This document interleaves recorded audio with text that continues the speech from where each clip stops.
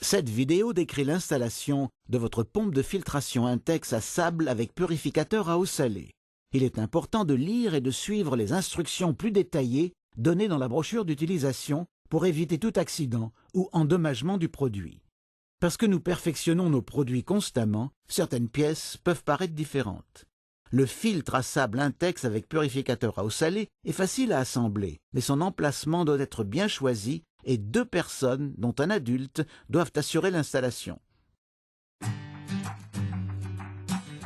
Installez une base horizontale stable qui ne risquera pas de vibrer. La sortie d'eau de la pompe doit faire face à la piscine. La pompe du filtre doit se trouver aussi loin que possible de la piscine. Vérifiez bien l'emplacement, car une fois rempli, le filtre sera très lourd. L'air doit bien circuler pour assurer le refroidissement du moteur. Vous aurez besoin de sable de silice numéro 20 ou de verre écrasé.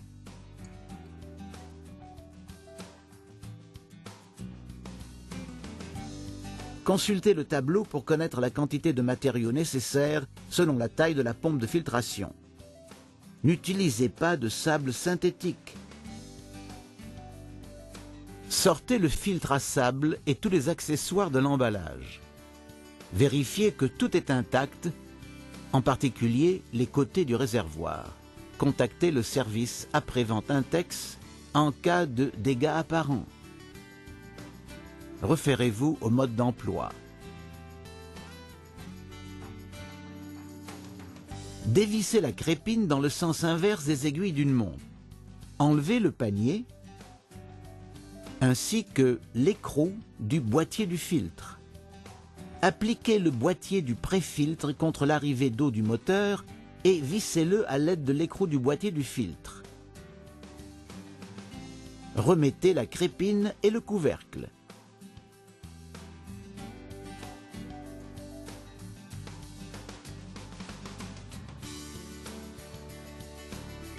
Mettez la base supportant le réservoir dans la position sélectionnée. Certains pays exigent que le produit soit fixé au sol ou sur une base horizontale. Renseignez-vous. Placez le réservoir sur la base comme ceci. Raccordez l'ensemble pré-filtre et moteur sur la base du réservoir avec le branchement d'arrivée d'eau vers la piscine. Sortez le tuyau central pour voir les repères minimum-maximum de chargement de sable. Avant de remplir le réservoir, vérifiez que l'emboîtement du tuyau central est centré solidement au fond du réservoir. Couvrez l'ouverture du tuyau avec le couvercle anti-sable et remplissez lentement le réservoir à hauteur de la moitié environ. Enlevez le garde-sable et répartissez le sable dans le réservoir. Ajoutez un peu d'eau pour maintenir le sable en place quand plus de sable est ajouté. Remettez le couvercle et versez le sable jusqu'au niveau entre les repères minimum et maximum du tuyau central. Étendez le sable à la main. Enlevez le couvercle anti-sable et nettoyez le rebord du réservoir. Abaissez lentement la vanne à 6 voies sur le réservoir en engageant dans le tuyau central le tuyau de dérivation situé sous la valve. Une mauvaise installation risque d'être dangereuse. Lisez attentivement le manuel. La valve comprend 3 branchements de tuyaux. Le branchement d'entrée d'eau doit se trouver devant le branchement de sortie du moteur et le branchement de sortie d'eau doit faire face à la piscine. Le 3e branchement est celui de la vidange. Il est protégé par un capuchon. Il n'est pas fourni de tuyaux pour ce branchement. Pour laver le système à contre-courant, le rincer ou le vider, vous pouvez vous servir du tuyau allant du filtre à la piscine après avoir fermé la valve à plongeur de ce côté-là. Enlevez l'un des boulons et installez le colis autour du réservoir et de la bride de la valve. Remettez le boulon et fixez-le avec un tournevis à tête cruciforme. Vérifiez que les joints en L sont bien en place entre l'entrée de la valve et l'unité à ion cuivre au-dessus de la sortie moteur. Branchez le tuyau entre l'unité à ion cuivre et la sortie de la vanne à 6 voies. Enfoncez la cellule électrolytique dans l'orifice de sortie de la vanne à 6 voies. Il est important d'aligner la rainure avec le localisateur.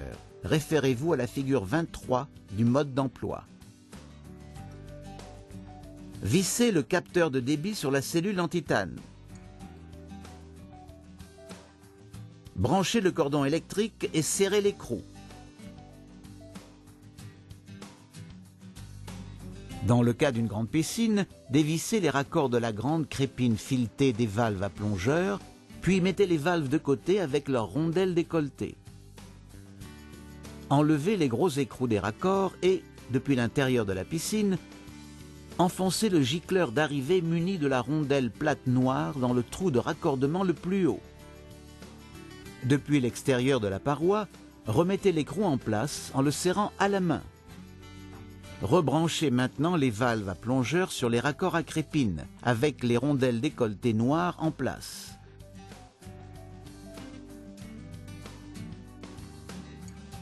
Vérifiez que les deux valves sont bloquées en position fermée. Si vous avez une piscine de 4,9 mètres ou moins, munie de tuyaux de 35 mm avec collier et bouchon noir à chapeau pour la paroi, suivez les instructions suivantes pour adapter les raccords de tuyaux de moindre diamètre aux valves et aux tuyaux de 38 mm fournis avec la pompe de filtration et le purificateur. Si la piscine est déjà remplie, dévissez le couvercle de la crépine, puis introduisez les petits bouchons de crépine pour empêcher la piscine de se vider. Débranchez les tuyaux de pompe partant de la piscine. Munissez-vous des deux adaptateurs B et fixez-les sur les raccords noirs de la piscine. Déballez ensuite les valves à plongeur.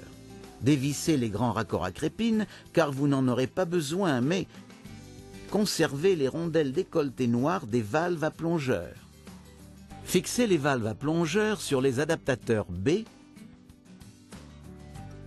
puis fermez et bloquez les deux valves.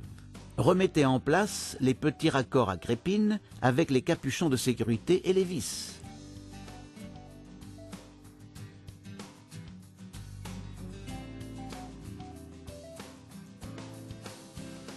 Branchez les tuyaux sur le purificateur en raccordant le tuyau inférieur au moteur de la pompe.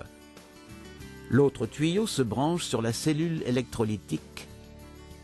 Vissez bien tous les branchements. Maintenant, vous êtes prêt à remplir la piscine. Ouvrez et verrouillez les valves à plongeur. Ouvrez la valve de vidange et dirigez-la vers un drain.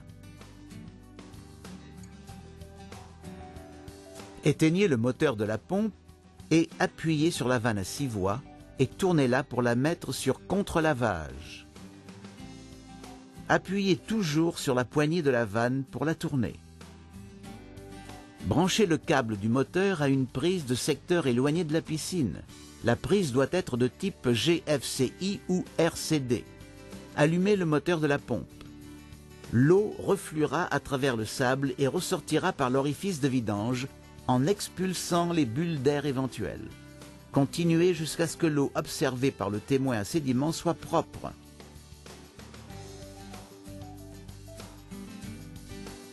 Éteignez la pompe et mettez la vanne à 6 voies sur rinçage. Allumez la pompe et faites-la fonctionner pendant 1 minute pour égaliser le sable après lavage à contre-courant. Éteignez de nouveau la pompe et mettez la poignée sur filtration. Si de l'air est emprisonné dans le pré-filtre, desserrez légèrement le capuchon pour laisser les bulles s'échapper. Revissez le capuchon. Rallumez la pompe et faites-la tourner jusqu'à ce que l'eau soit propre. Si des bulles sortent du raccord d'entrée de la piscine, resserrez les branchements. Vérifiez que l'eau de la valve à sédiment est propre. Après le lavage du sable, notez le relevé du manomètre. Lorsque les débris s'accumulent dans le sable, la pression augmente.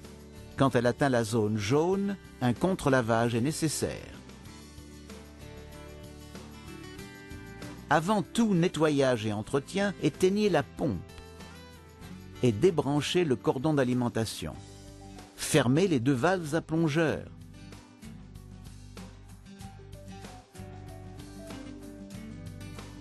Relâchez la pression en ouvrant la valve à sédiment en bas du boîtier du filtre. Dévissez le couvercle de la crépine et le joint torique. Enlevez la crépine et nettoyez-la avec un tuyau d'arrosage. Remettez les éléments propres en place.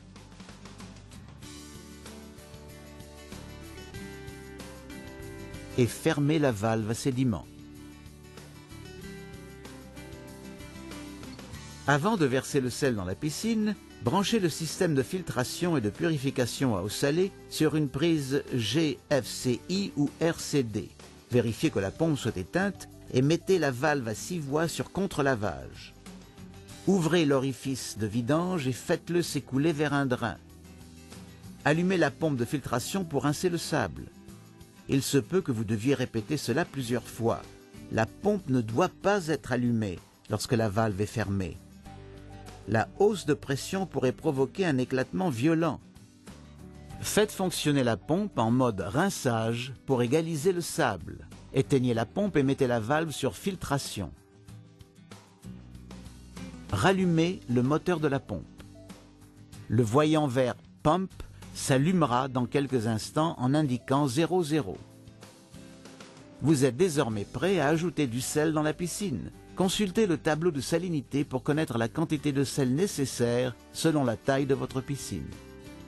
L'ajout de sel à l'eau de la piscine crée un bain électrolytique dans lequel se produisent 2 réactions chimiques lorsqu'un faible courant est appliqué à l'intérieur du purificateur. Ceci produit des ions cuivre. Ce sont ces derniers qui empêchent les algues de se former. Associés à de petites quantités de chlore naturel, ils aident l'eau de votre piscine à rester douce, propre et confortable. Consultez le tableau de salinité du manuel pour déterminer la quantité de sel nécessaire.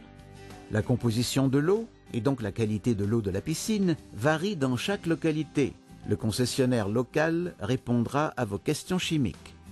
Versez le sel dans la piscine en le répartissant uniformément. Brossez le fond pour faciliter la dissolution du sel. Ne mettez pas de sel dans l'écumoire car ceci risquerait d'endommager ou de boucher la pompe de filtration. Faites tourner la pompe de filtration pendant 24 heures avant d'utiliser le système à eau salée pour assurer une dissolution complète du sel pour que le système marche correctement. En cas de doute, testez la salinité de l'eau avec des bandelettes fournies dans des magasins de piscine. Le système de filtration et de purification à eau salée est muni d'une minuterie automatique qui le fait démarrer à la même heure chaque jour. Programmez l'opération du système pour qu'il démarre à l'heure que vous désirez chaque jour. Mettez la vanne à 6 voies sur filtration. Avant de démarrer le purificateur, soulevez le couvercle transparent pour programmer l'appareil. Appuyez sur le bouton Unlock Lock pour déverrouiller le clavier. L'écran se met à clignoter pour indiquer que le clavier est déverrouillé et que la minuterie est prête à être réglée.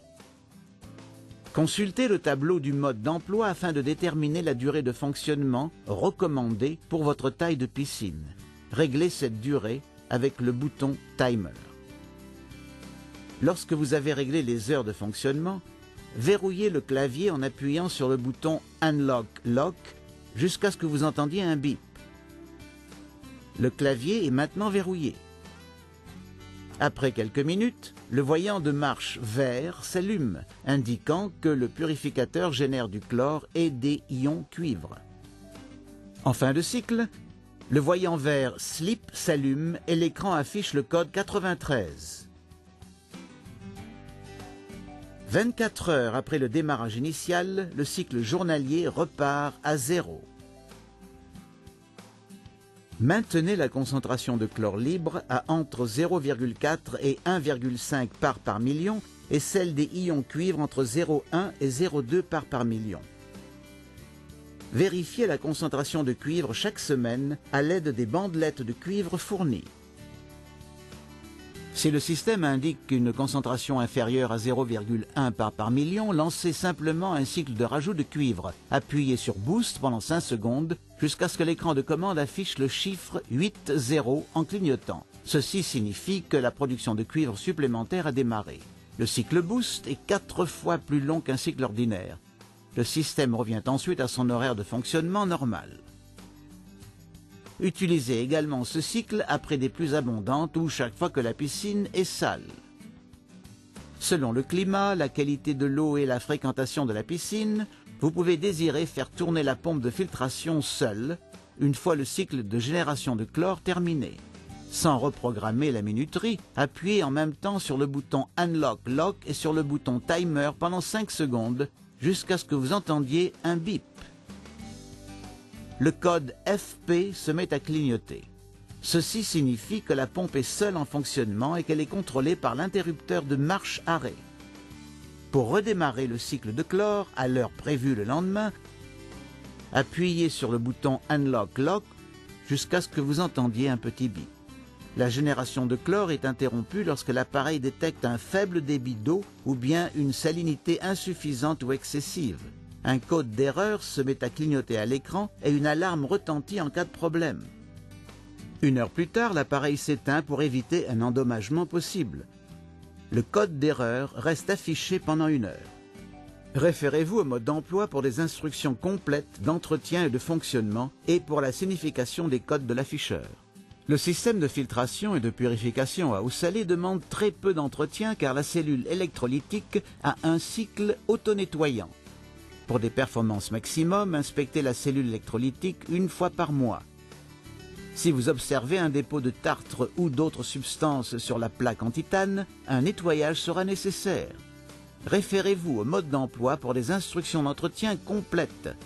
Bien entretenu et utilisé, le système de filtration à sable avec purificateur à eau salée Intex vous donnera des années d'eau propre étincelante.